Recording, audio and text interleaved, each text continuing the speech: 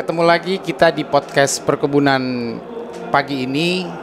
Dan ini spesial di acara Perkebunan Indonesia Expo atau BUNEX ketiga tahun 2024. Dan saya kedatangan tamu dari satu badan begitu yang spesial khusus untuk mengurusi perkebunan kelapa sawit, yaitu Badan Pengelola Dana Perkebunan Kelapa Sawit.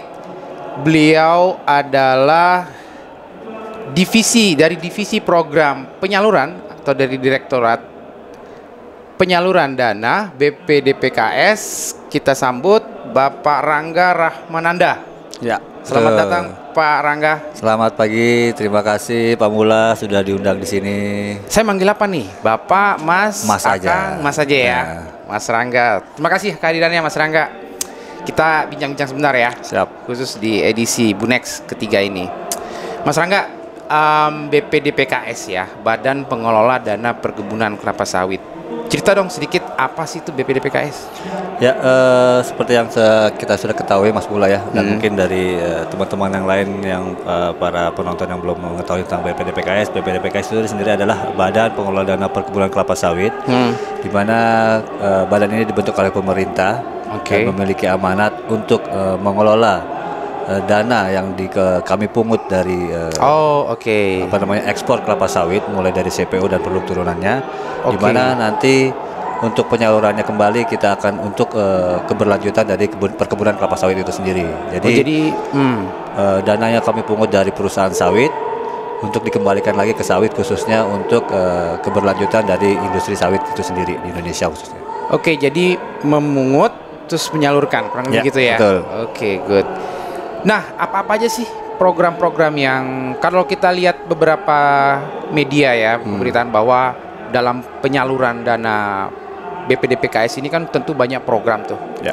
Coba dong spill sedikit ceritanya, program apa aja? Ya, sesuai dari yang sudah ditetapkan dalam Perpres 61 tahun 2015 itu, BPDPKS memiliki program di mana dana-dana yang sudah dikumpulkan tadi melalui dari industri sawit disalurkan kembali. Ada 6 program khususnya. 6 program ya. Oke. Yang pertama adalah mandatory biodiesel. Kemudian program peremajaan sawit rakyat atau PSR. Sawit rakyat. Oke. Kemudian program sarana prasarana. Kemudian program pengembangan SDM PKS. Program penelitian dan pengembangan. Dan ada program promosi dan advokasi. Seperti itu. Jadi dari 6 program ini kami bantu untuk seluruh dari 6 program tersebut. Seperti Kementerian Perindustrian, kita ada pendukungan untuk B35 saat ini dan akan menuju ke B40. Kemudian ada program penelitian dan pengembangan di mana kami mendukung atau memberikan pendanaan kepada riset-riset ataupun peneliti-peneliti yang ingin mengembangkan suatu produk dari turunan kelapa sawit itu sendiri ataupun dari teknologi kelapa sawit itu sendiri. Jadi cukup banyak ya, Mas Rangga ya. Wow, mulai dari mandatory biodiesel yang seperti biasa kita di SPBU itu ya. Wow, sampai dengan promosi kalau tidak salah tadi. Oke. Nah, saya tertarik nih, Mas Rangga, mengenai pengembangan SDM ya. Ya. Cerita sedikit dong, sejauh mana sih itu program-program itu? Ya, kalau untuk program pengembangan SDM PKS kita ini ada 2 subprogram, yaitu adalah program beasiswa pendidikan. Dan program pelatihan. Ya. Betul. Nah, yang melatar belakangnya dari program ini kan seperti kita tahu, lahan perkebunan kelapa sawit Indonesia ini kan kurang lebih berdasarkan data ya, 16 juta, kurang lebih 16 juta hektar. Di mana seluruh mayoritas perkebunan ini 53%-nya dikelola oleh swasta. 41%-nya dikelola oleh PTPN atau BUMN, sisanya itu adalah di perkebunan sawit rakyat. Nah, di perkebunan yang di mayoritas itu di swasta maupun dari pemerintah itu kan mereka mungkin capaian produktivitasnya sudah cukup dari 6 sampai 8 ton per hektar per tahun. Sedangkan di perkebunan sawit rakyat ini kan produktivitasnya masih sangat rendah, itu sekitar 2 sampai 3 ton per hektar per tahun. Oh, masih jauh ya. Nah, ini biasanya didasarkan oleh kurangnya mereka mendapatkan bibit yang berkualitas, salah satunya, dan juga adalah SDM yang kurang keterampilan ataupun kurang kompeten. Nah, dari SDM yang tidak terampil dan kurang kompeten inilah kami mencoba untuk memberikan dukungan melalui program pengembangan STMPKS itu. Jadi karena produktivitasnya belum optimal, sumber daya manusianya disentuh melalui beasiswa dan pelatihan-pelatihan begitu ya. Betul. Oke, berarti ini fokus kepada rekan-rekan kita yang ada di perkebunan sawit rakyat. Betul. Oh, oke. Nah, ini sejak kapan, Mas Rangga, kalau boleh tahu? Nah, program beasiswa ini kita sudah berjalan sejak 2016. 2016 sampai saat ini. Nah, di awal itu 2016 kami bekerjasama dengan 3 lembaga penyelenggara pendidikan khususnya di industri sawit yang berkecimpung di kurikulum sawit khususnya ya. Dan semenjak 2021 kami berkolaborasi dengan teman-teman dari Dijenbun atau Kementan untuk menyelenggarakan program ini bersama-sama, di mana sesuai dengan Permentan dan Kepri yang diterbitkan oleh Kementerian Pertanian dan Kepri Dijenbun 57 tahun 2023. BPDPKS diberikan amanat untuk menyelenggarakan pendidikan, menyeleksikan lembaga pendidikannya, sedangkan teman-teman dari Dijenbun itu yang akan melakukan rekrutmen calon penerima dari beasiswanya itu. Nah, penerima beasiswanya itu ada disasarkannya adalah kepada keluarga pekebun. Pekebunnya itu sendiri. Kemudian dari pekerja di industri sawit dan keluarga pekerja. Baik maupun asosiasi dan ASN yang terkait dengan industri kelapa sawit seperti itu. Kalau kita hitung dari sisi jangka waktu berarti ini udah kurang lebih 8 tahun ya, hampir 8 tahun ya. Wow. Itu sudah berapa banyak, Pak, yang Wah, itu sudah ribuan ya, kurang lebih kalau berdasarkan data kami ini ada dari 2016 sampai saat ini sudah ada 6.265 orang mahasiswa ya yang sudah kami danai. Dan itu dari penjuru Indonesia semua? Dari seluruh provinsi di Indonesia. Luar biasa. Dan bekerja sama juga dengan lembaga pendidikan ya. Betul. Ada berapa, Pak, yang ini? Saat ini tahun 2024 ini sudah berkembang pesat. Dari mulai 2016 itu hanya 3 lembaga tadi yang saya sebutkan ya. Sekarang menjadi 23 lembaga pendidikan dan itu tersebar dari mulai barat Indonesia sampai dengan timur. Di barat kami ada Politeknik Aceh. Paling baratnya Aceh, Politeknik Aceh Selatan dan Politeknik Indonesia Venezuela. Wow. Sedangkan di timur kami ada Politeknik Pembangunan Pertanian Manokwari. Betul. Sampai di Papua. Wah, luar biasa. Jadi itu menggambarkan bahwa seluruh akses teman-teman kita yang menjadi sasaran beasiswa itu semua di setiap tempat disediakan ya. Betul. Nah, kita sedikit masuk nih ke menyangkut mengenai dana nih. Kalau kita lihat beasiswa itu kan pasti tidak lepas dari pendanaan nih. Apa-apa saja nih, Mas Rangga, yang bisa dimanfaatkan oleh teman-teman kita pekebun atau keluarganya mereka? Berarti ini fasilitas penerima beasiswanya ya? Iya, betul. Untuk fasilitas penerima beasiswanya ini kami berikan mulai dari mereka berangkat dari rumah sampai ke kampus. Berarti ini dari transport keberangkatan. Dari rumah sampai ke kampus mereka menempati pendidikan.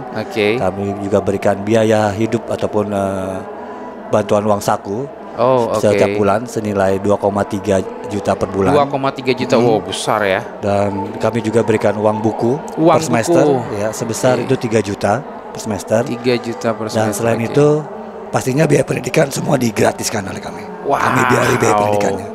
Jadi sobat perkebunan, kalau kita dapat memanfaatkan betul beasiswa sawit ini yang dari dana BPDPKS ini full disupport oleh BPDPKS. Artinya rekan sobat-sobat perkebunan tidak perlu khawatir, hanya terus memanfaatkan ini. Nah, kalau kita lihat tadi 6 tahun terakhir ya, atau masuk ke tahun 8 sebetulnya di tahun 2024 ini. Apa sih, Pak, yang selalu jadi masalah, Mas Rangga? Kok kayaknya kalau lihat dari beberapa media itu kan ada beberapa teman-teman kita itu yang ya mungkin aksesnya sulit diperoleh atau ada beberapa hal yang mereka sulit raih. Kira-kira apa sih masalahnya selama ini di beasiswa? Baik, untuk proses penerimaannya sendiri ini sebenarnya kan kami untuk menjangkau seluruh provinsi Indonesia, kami mencoba untuk melakukannya secara online. Jadi kami harapkan dengan proses seleksi penerimanya melalui jaringan internet ataupun online ini, kami berharap untuk bisa menjangkau lebih luas lagi. Namun ternyata masih banyak juga memang kita akui lah di daerah-daerah remote area khususnya mereka masih sangat sulit mendapatkan fasilitas atau kualitas jaringan yang sangat memadai. Oh, jadi infrastruktur di sana ya. Betul. Tapi itu biasanya kami siasati, kami bersama-sama dengan Dijenbun maupun dinas-dinas setempat. Biasanya kami untuk calon-calon penerima beasiswa di luar ataupun di remote area kami coba untuk kumpulkan di salah satu dinas provinsi ataupun dinas kabupaten atau bisa juga bekerjasama dengan industri kelapa sawit di sekitar wilayah tersebut untuk dikumpulkan jadi satu, nanti lakukan proses seleksi penerimanya di sana gitu. Oh, jadi dikumpulkan gitu ya supaya bisa mudah untuk mendapatkan akses khususnya akses internet tadi ya kalau saya lihat ya. Oke, jadi ya ini sebenarnya mencerminkan kondisi kita saat ini sebenarnya. Memang infrastruktur khususnya di daerah remote itu terkadang sulit diakses apalagi rekan-rekan kita dari petani kelapa sawit. Berarti upaya-upaya itu yang terus dilakukan BPDPKS dan teman-teman kita di Kementerian Pertanian ya. Betul. Oke. Nah, Mas Rangga, kira-kira kalau lihat dari tren beasiswa ini, minat dari teman-teman atau sasaran kita itu terus menaik atau seperti apa? Atau biasa-biasa aja? Nah, itu alhamdulillahnya untuk antusias masyarakat ataupun calon penerima beasiswa ini dari awal tahun sampai dengan saat ini, alhamdulillah tuh trennya selalu naik. Selalu naik. Oke, kalau boleh tahu target sekarang berapa Pak? Ya, untuk target tahun 2024 ini kita ada 3.000 orang atau 3.000 calon penerima beasiswa. Itu udah meningkat sangat signifikan dari tahun lalu sebesar 2.000. Oh, berarti naik 1.000 dong? Naik 1.000, betul. Sedangkan dari awal tahun, awal mulai program ini ada hanya cuman 330 saja penerima. Dan trennya itu setiap tahun naik. Dari 300 naik ke 3.000? 3.000, betul. Wow, nolnya tambah 1 Pak. Nolnya tambah 1, betul. Mas Rangga, luar biasa ini. Nah, ini ada bocoran juga nih sedikit nih. Ya, kemarin kami sudah koordinasi dengan teman-teman dari Kementan. Kemungkinan tahun depan pun insya Allah akan dilaksanakan lagi dan dibuka lagi, dan insya Allah targetnya itu mencapai 4.000 orang untuk tahun 2025. 4.000 naik 1.000 lagi. Naik 1.000 lagi. Oke, sobat perkebunan, jadi ini ada informasi baru nih, bocoran lah kurang lebih begitu. Ada tambahan kuota untuk penerimaan beasiswa di tahun 2025 secara banyak 1.000 orang, berarti kurang lebih ada 4.000 orang. Jadi sobat perkebunan bisa memanfaatkan itu yang khususnya dari kawan-kawan kita yang dari komoditas kelapa sawit. Ini penting nih buat kemajuan industri kelapa sawit kita. Oke Mas Rangga, saya punya pertanyaan terakhir nih buat Mas Rangga. Kan kalau kita lihat peran BPDPKS di sini kan sangat sentral nih. Apalagi mensupport setiap kegiatan atau program-program pemerintah. Dalam hal ini itu pengembangan sumber daya manusia tadi, salah satunya beasiswa pelatihan. Dan kita lihat tadi trennya pun selalu meningkat, antusiasme pun juga meningkat. Harapan Mas Rangga atau BPDPKS ke depan seperti apa untuk pengembangan SDM kita? Oke, kalau melihat dari perkembangan saat ini untuk program pengembangan SDM PKS yang kami jalankan dan yang kami kolaborasikan dengan teman-teman di Jebun sendiri, harapan kami pastinya untuk perkebunan Indonesia, khususnya untuk perkebunan kelapa sawit ini selalu berlanjut, dan untuk goal utamanya adalah tercapainya produktivitas yang sangat tinggi ataupun sesuai, khususnya untuk di perkebunan sawit rakyat. Nah, ini salah satu caranya seperti apa sih? Ya dengan mengembangkan SDM perkebunan itu sendiri, meningkatkan keterampilannya, meningkatkan kompetensinya, dan sebagainya seperti itu. Jadi kami harapkan dengan meningkatnya keterampilan dan kompeten dari SDM itu sendiri, nanti ke depannya perkebunan Indonesia, khususnya kelapa sawit, bisa berkelanjutan, bahkan bisa tetap menjadi komoditas nomor 1 di dunia. Jadi goalnya tetap bagaimana kita produksi dan produktivitas itu bisa meningkat ya. Betul. Wow, luar biasa. Mas Rangga, terima kasih banyak sudah hadir di podcast Bun kita pada sesi khusus Perkebunan Indonesia Expo. Siap. Jadi sobat perkebunan, saya kira ini diskusi kita mungkin tidak bisa menjelaskan begitu banyak.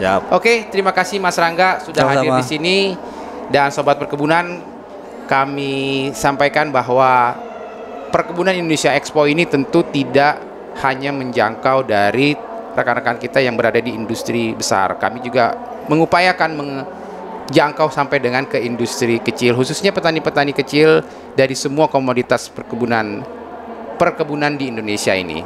Kami akhiri dengan selamat pagi, assalamualaikum warahmatullahi wabarakatuh, dan sampai jumpa kembali. Waalaikumsalam.